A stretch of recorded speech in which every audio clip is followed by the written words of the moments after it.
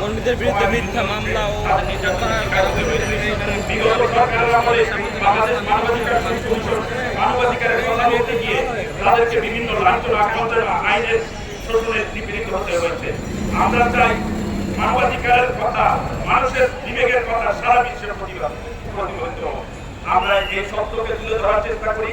বাংলাদেশ মানবাধিকার কমিশন সর্বদা সত্যকে তুলে ধরার জন্য আমাদের সকলকে চাই সকলের মানবতা সারা বিশ্বে ছড়িয়ে পড়ুক।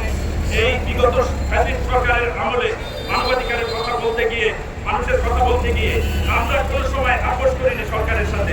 যাদের ধারাবাহিকতায় আপনারা লক্ষ্য করেছেন, আমাদের মহাসচিব সহ আমাদের মানবাধিকার কর্মী সারা বাংলাদেশে বিভিন্ন জায়গায় জেলে জরিমানা সহ বিভিন্ন জায়গায় অবস্থান করছে।